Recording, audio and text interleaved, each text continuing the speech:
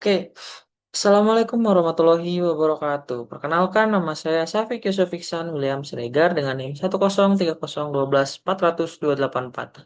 Di sini saya akan menjelaskan tentang memaksimalkan pembelajaran dengan Large Language Model atau LLM. Mari kita langsung saja ke pembahasannya. Memaksimalkan pembelajaran dengan Large Language Model atau LLM, yaitu memahami peran dan potensi LLM dalam pendidikan. Langsung saja yang pertama. Apa itu LLM? Nah, definisi dari LLM itu yaitu model jaringan syaraf yang dirancang untuk memahami dan menghasilkan bahasa alami yang dihasilkan oleh yang diduplikasi oleh sistem dan dipelajari oleh AI. Dah. Nah, pelatihan LLM itu dilatih menggunakan dataset yang sangat besar, namun hanya sebagian kecil yang digunakan untuk pelatihan. Berarti tidak semua data digunakan, namun eh, itu saja sudah sangat apa namanya sudah sangat efisien digunakannya. Oke, next selanjutnya LLM versus Google Search Development. Nah, Google Search sendiri eh, memiliki beberapa klasifikasi. Yang pertama ada seperti perpustakaan yang besar, memiliki daftar halaman atau INK terkait kata kunci. Seperti contohnya yaitu mencari informasi yang sangat spesifik. Jadi kita dapat mencari informasi yang sangat spesifik dan apa yang kita butuhkan itu langsung kita dapatkan secara langsung. Perbedaannya dengan LLM atau Large Language Model, yang pertama ada eh, s- Large Language Model itu seperti guru yang berpengetahuan luas dan memberikan jawaban tertulis yang secara dialogis. Seperti contohnya, yaitu menjelaskan konsep, menjadi tutor pribadi, dan mengajarkan kita secara langsung. Oke, selanjutnya LLM dalam industri versus pendidikan. Nah, eh, di dalam section ini LLM sendiri di dalam sektor industri itu ada dibagi menjadi tiga lagi. Yang pertama ada prompt engineering atau membatasi LLM itu untuk tujuan yang spesifik. Penyesuaiannya penyesuaiannya berulang dan tidak monoton itu saja. Selanjutnya ada fine tuning, yaitu menyesuaikan LLM yang sudah dilatih pada data yang spesifik.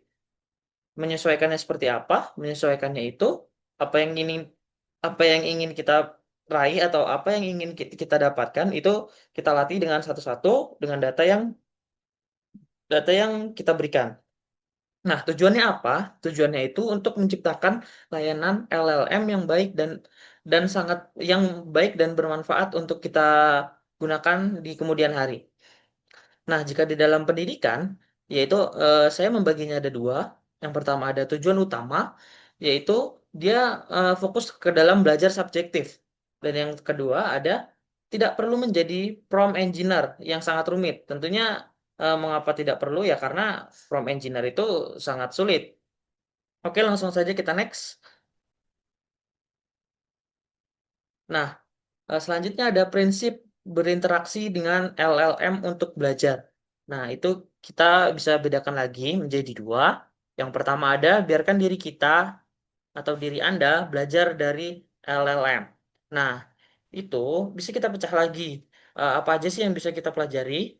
Yang pertama itu jangan hanya mencari jawaban yang tepat, tapi kita harus mencari apa sih esensial dari jawaban tersebut. Apa sih yang Anda ingin cari dari proses yang Anda lewati. Dan selanjutnya ada terlibat dalam proses pembelajaran dan penemuan. Jadi kita harus lebih apa ya namanya lebih terlibat lah dalam proses pembelajaran dan penemuan-penemuannya. Contohnya yaitu belajar topik baru tanpa latar belakang yang sebelumnya belum ada. Jadi kita topiknya itu masih fresh, kita gali sendiri, kita ulik, dan kita cari solusinya. Selanjutnya yang kedua ada ajukan pertanyaan sederhana dan teruskan percakapan. Nah, mengapa kita harus menyertakan pernyataan sederhana dan terus teruskan percakapannya? Eh, karena itu tidak mau kita tidak perlu membuat prompt yang rumit dan biarkan LLM saja yang memandu Anda melalui konsep-konsep tersebut. Nah, percakapannya itu langkah demi langkah menghasilkan pemahaman yang lebih profesional.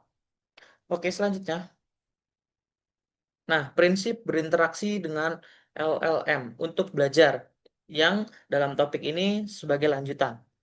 Nah, eh, bagaimana prinsipnya? Prinsipnya itu sangat sederhana. Yang pertama itu nikmati menjelajah topik di luar pencarian Google. Jadi kita tidak hanya menggunakan Google untuk hanya untuk pencarian saja, searching-searching biasa, tapi kita harus menjelajah dan mencari tahu apa yang kita ingin tahu. LLM juga lebih dari sekedar mesin pencari dan dapat menjadi guru yang berpengetahuan yang sangat luas. Mengapa seperti itu? Karena semua informasi bisa kita dapat secara real time dan sangat instan. Contohnya, mendapatkan konteks sejarah, budaya dari suatu topik. Misal, eh, Menara Hanoi yang ada di Vietnam, yang melampaui fakta-fakta dasarnya, kita bisa dapat eh, fakta-faktanya dan sejarahnya secara real time dan sangat singkat. Oke, itu saja yang bisa saya jelaskan. Jika jika jika ada yang kurang jelas apa yang saya jelaskan, saya mohon maaf. Saya akhiri. Wassalamualaikum warahmatullahi wabarakatuh.